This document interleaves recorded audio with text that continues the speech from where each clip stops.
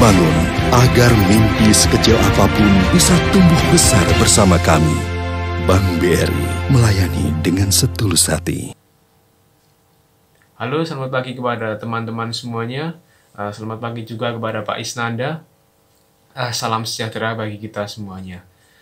Saya Joseph Hendriantono, mahasiswa STI Yaga PN, nomor mahasiswa 2942.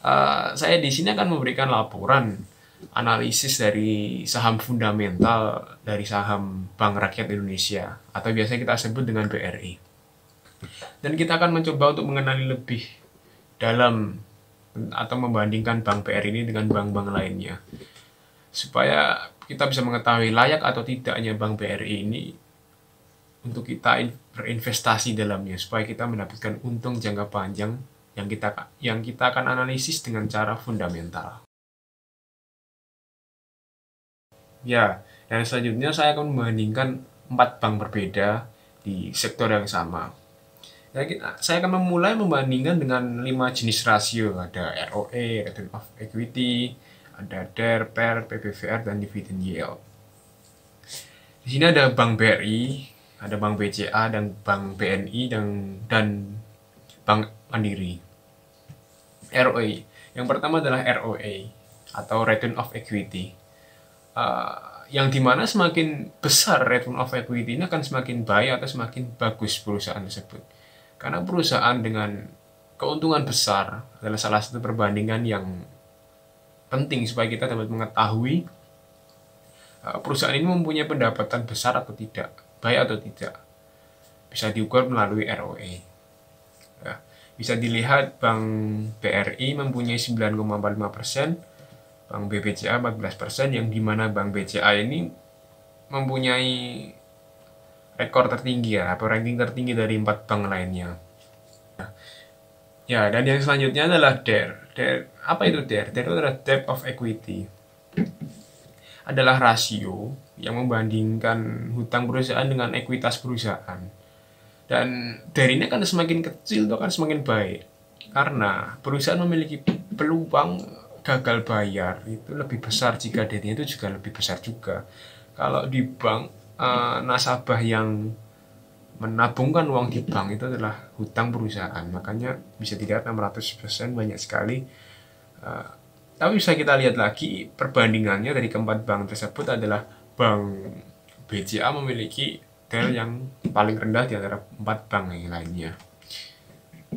Dan selanjutnya lagi adalah Price Book Value Ratio, atau dengan arti rasio ini akan membandingkan saham dengan nilai bukunya, dan jika semakin kecil PBVR ini akan semakin baik dibandingkan dengan nilai bukunya.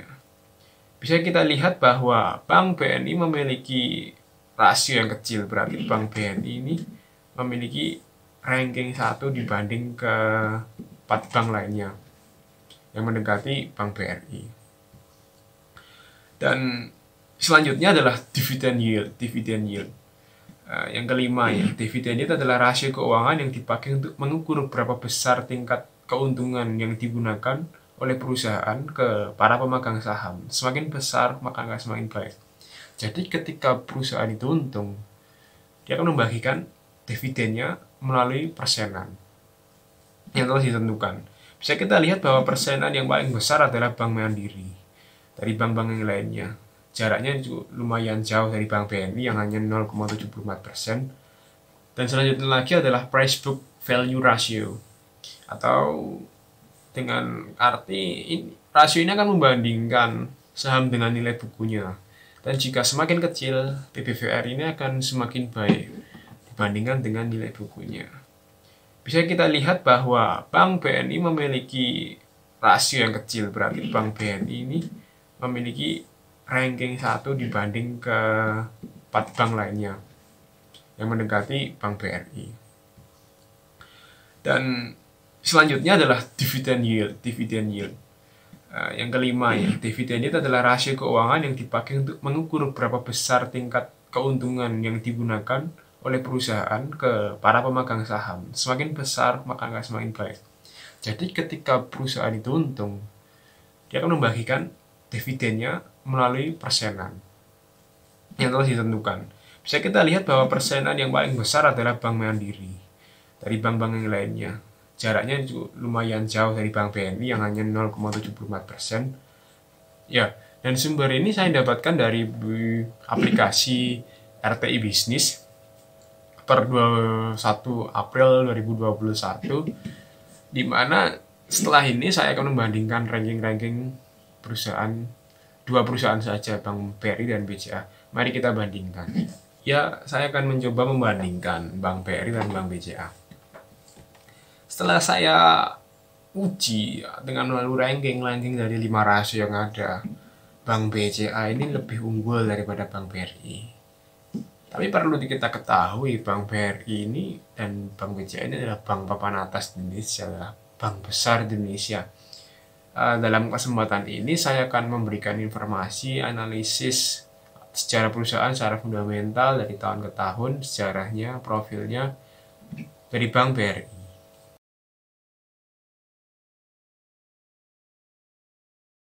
Ini ada 4 alasan yang bisa kita buat alasan untuk kita berinvestasi. Yang pertama, Bank Mandiri ini fokus kepada mikro, kecil, menengah atau UMKM, yang dimana UMKM ini memberikan kontribusi 60% dari produk domestik bruto di Indonesia dan akan semakin tumbuh, dimana orang-orang dari seluruh Indonesia ini akan menggunakan jasa dari Bank BRI. Yang kedua, Bank BRI ini sedang melakukan digital transformation yang akan meningkatkan efisiensi atau pelanggan itu akan semakin mudah untuk menggunakan jasa dari Bank Mandiri dengan inovasi-inovasi yang ada. Dan yang ketiga, ini sedang memastikan keberlanjutan perusahaan dalam jangka panjang. Bank BRI juga mengimplementasikan prinsip ESG, Environment Social Governance. ESG bisa disebut adalah poin yang penting untuk menjadi patokan perseroan. Ini sedang merapikan tata kelola, merapikan manajemen, mengefisiensi supaya lebih efisien lagi. Dengan ESG tersebut, perusahaan ini berarti memiliki manajemen yang semakin baik setiap waktu. Dan yang keempat, mengapa alasan kita memilih Bank BRI itu adalah Bank BRI memiliki customer base terbesar atau network terluas dan pemodalan yang kuat. Saat ini BRI memiliki 9.582 jaringan kantor dan 225.000 jaringan kerja elektronik e-channel, serta didukung oleh 428.000 agen BRI Link di seluruh Indonesia. Dari sisi pemodalan hingga akhir Juni 2020 tercatat CSR Bank Mandiri terjaga di angka ideal sebesar 20%. Dari tahun 1895 berawal dari pengelolaan dana masjid di Purwokerto yang bertugas mengelola dan menyalurkan dana kepada masyarakat dengan skema yang sederhana. Terbentuklah Bank Mandiri tanggal 16 Desember 1895 yang telah saya sebutkan tadi. Dan setelah berjalannya waktu, tahun 1956 Bank Mandiri melalui peraturan pemerintah mengubah nama menjadi Bank BRI sebagai nama bank pemerintah. Dilanjutkan lagi tahun 1968, pemerintah kembali menetapkan nama Bank Rakyat Indonesia sebagai Bank Umum tahun 1968. Kemudian tahun lagi 1992 berdasarkan Undang-Undang Perbankan Nomor 7 Tahun 1992, Bank BRI berubah status menjadi Badan Hukum PT atau Bank Rakyat Indonesia Persero. Berjalan waktu lagi tahun 2003, pada 10 November 2003 Bank BRI menjadi perseroan terbuka dan mencatatkan sahamnya di Bursa Efek Jakarta. Kini Bursa Efek Indonesia BI, atau kita bisa sebut BI. Berjalannya waktu lagi, tahun 2007 mengakuisisi Bank Jasa Atta, kemudian dikonversi jadi PT Bank BRI Syariah atau anak usaha dari Bank BRI. Kemudian lagi, tahun 2009 mengalokasikan seluruh jaringan kerja yang saat itu berjumlah 6.480 unit kerja secara real time atau online. Di tahun 2011, pada tanggal 11 Januari 2011, Bank BRI melaksanakan pemecahan nilai nominal saham dengan perbandingan 1:2 pada tanggal 3 Maret 2011 telah dilakukan penandatanganan akuisisi saham PT Bank Abonia Tbk antara Bank Dana Pensiun dan Perkebunan sebagai bank berplat merah atau yang memiliki saham 56% adalah pemerintah. Bank BRI memiliki struktur organisasi sebagai berikut seperti ini. Dan Bank BRI mempunyai direktur utama yang bernama sekarang ini adalah Sunarso. Kita bisa melihat Sunarso atau rekam jejak Sunarso akhir-akhir ini. Kita akan melihat rekam jejak dari Pak Sunarso ini. Pak Sunarso ini adalah lulusan S2 Administrasi Bisnis Universitas Indonesia, membangun karirnya di Bank Dagang Negara BNN, hingga nama berganti menjadi Bank Mandiri. Tahun 2010 ditunjuk sebagai Direktur Komersial Bisnis Banking Mandiri dan menjabat selama 5 tahun, dan tahun 2015 Kementerian BUMN menunjuk Sunarso sebagai Wakil Direktur Utama BRI. Tahun 2015 ditunjuk sebagai Wakil Direktur Utama BRI. Dan tahun 2017 Kementerian BUMN menunjuk Sunarso sebagai Direktur Utama Pegadaian. Dan di 3 Januari 2019 Sunarso kembali menjabat sebagai Wadirut Bank BRI dan pada 2 September diangkat sebagai Direktur Utama Bank BRI. Jadi kita bisa melihat Sunarso ini adalah orang yang berpengalaman, orang yang berkecimpung di dunia perbankan. Ya, setelah kita melihat profil perusahaan, secara perusahaan dan organisasi perusahaan, Bank BRI ini menurut saya memiliki manajemen yang baik, dan visi misi dari Bank BRI adalah jangka panjang. Ya, yang pertama penghargaannya adalah Bank BRI borong 14 penghargaan ESG Award 2020. Yang berarti terjadinya belum lama ini. Yang kedua, ini BRI meraih penghargaan bank terbaik dalam mendukung inklusi keuangan.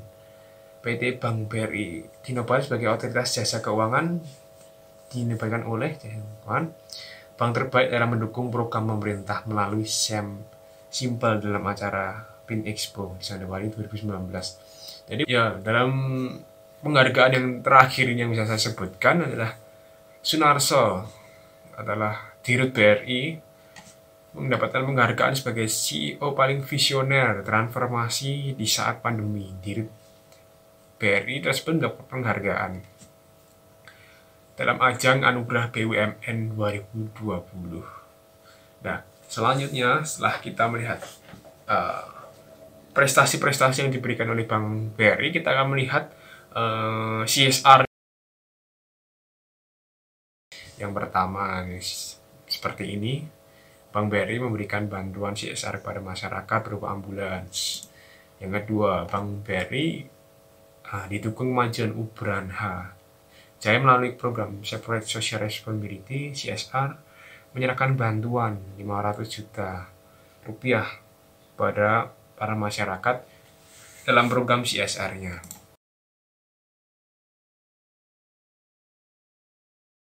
Kita membandingkan finansial dari Bank BRI. Kita bisa lihat bahwa di 5 tahun belakangan Bank BRI selalu naik, dan di tahun 2020 masih turun, dan belum keluar datanya di tahun 2021, tetapi dari yang kita lihat Bank Mandiri mengalami kenaikan. Setelah ini kita akan melihat dalam gambar ini dapat disimpulkan bahwa Bank BRI dapat bertahan dari pandemi COVID-19. Dan selanjutnya adalah balance sheet dari Bank BRI. Bank BRI masih memiliki asetnya malah naik di tahun 2020. Aset, tapi liabilities-nya juga naik di tahun 2020, di mana asetnya semakin lama semakin berkembang. Berarti bank ini berarti bank sehat karena asetnya terus bertambah. Seperti itu. Kesimpulannya, dari analisis yang telah dilakukan, saham BBRI adalah saham yang cocok dan bagus untuk dilakukan investasi di dalamnya dalam jangka panjang, karena termasuk ke dalam kategori blue chip. Harga saham yang cenderung stabil serta mudah untuk diperdagangkan, dan pasar modal. Jadi saham BBRI memang layak untuk dikoleksi oleh para investor di pasar modal atau pasar saham.